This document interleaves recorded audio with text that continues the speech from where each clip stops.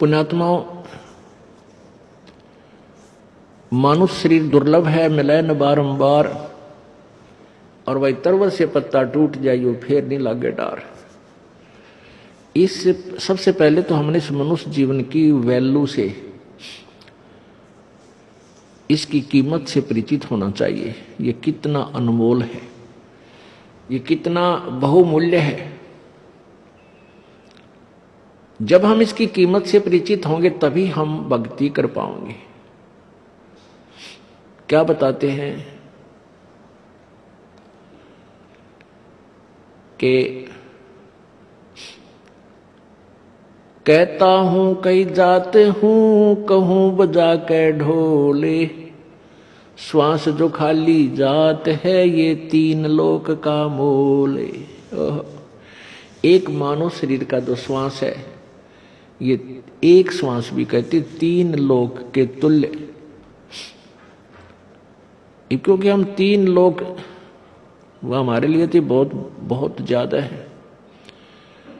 इसलिए परमात्मा ने हमें समझाने के लिए उदाहरण दिया है ये, कि जैसे एक गांव का सरपंच बन जाता है, उसको सैकड़ों हजारों आदमी सरपंच साहब राम राम, सरपंच साहब नमस्ते, इतनी प्रभुता हो जाती है उस व्यक्ति की, और वो फूला नहीं समाता।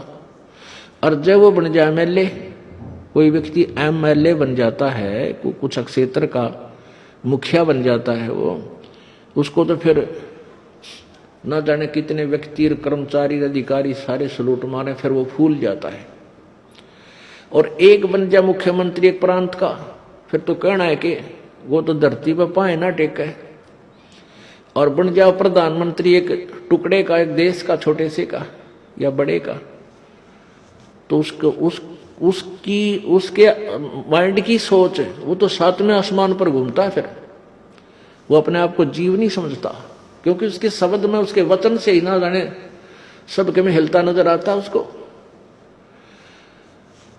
तो परमात्मा कहते हैं अगर पृथ्वी का एक राजा हो तो वो उसकी कितनी प्रभुता होगी, उसके दिमाग में क्या सोच होगी, और उसकी कितनी वो अपनी वैल्यू समझता है।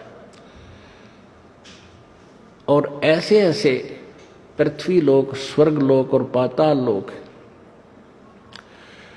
इन तीनों का, इन तीनों की कीमत आप लगाओ कितनी होगी।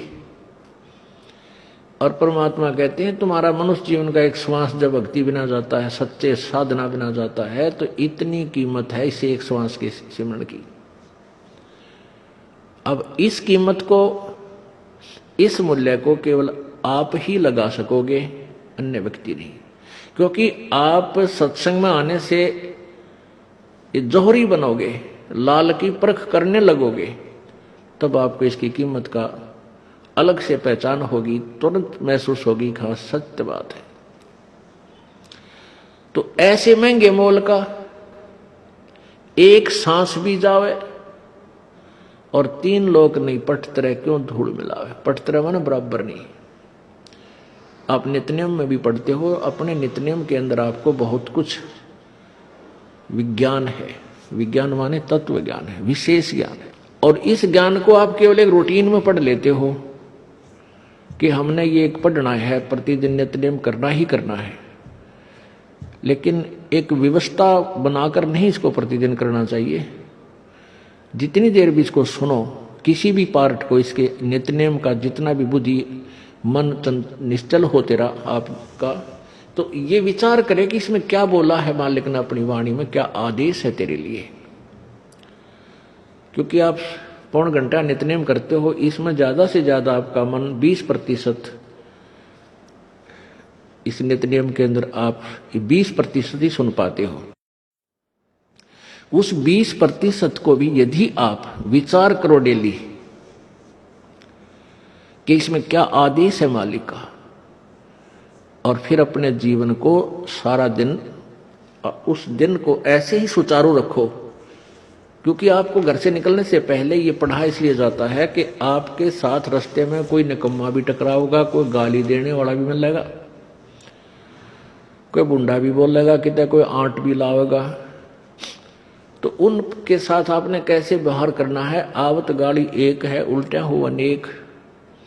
और कह कबीर ना उलटियो वा रहे एक की एक। इसको पढ़ना नहीं है। मान ले कोई बूढ़ा बोला है, गलत बोलता है, गाली देता है, तो उसने तो कर दिया यू काम, और आप भी उल्टा दोगे तो फिर 4 और देगा, क्यों? तो पूरे मूड में है, वो तो फुल मूड में है लड़ाई के में, और आप भी आगे से उल्टी बोल पड़ोगे तो वो तो 4 बैठा है। जब बसात क्या उनका मुकदमा रोज कर लेते दिन में। तो कहते परमात्मा आवत गाड़ी एक है, उल्टा हो अनेक, और कहे कबीर ना उलटियो रहे एक का एक।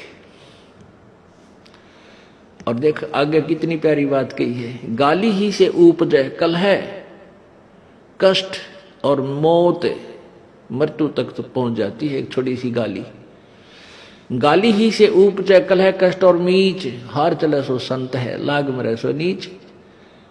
हम भगत भी हैं, और दूसरा में बुंडा अच्छा बोल रहा है, और उसने मान लिया किसी किस कह दिया, हमने उसके 2 दड़ाग धर दिए, उल्टे भी बोल दिए, फिर वो मारण पर उतारू हो गए, फिर हमने उठोक दिया। हो सकता है आप उसे तगड़े भी हो और अच्छा भी संवार दो, फिर आप में उसमें कसर के रहेगी। आप तगड़े भी हो और आपसे हल्का आदमी भी आपने बूढ़ा अच्छा बोल रहा है, उसने बालक समझ के अनजान है, उससे बचो। तो इन नित्य नियम करने का डेली हमें जो पाठ करते हैं, इससे ज्ञान यज्ञ तो होता ही है। ज्ञान यज्ञ के साथ हमने समाधान भी इसका साथ पैरेलल करना पड़ेगा, तभी इसके पढ़ने का लाभ है।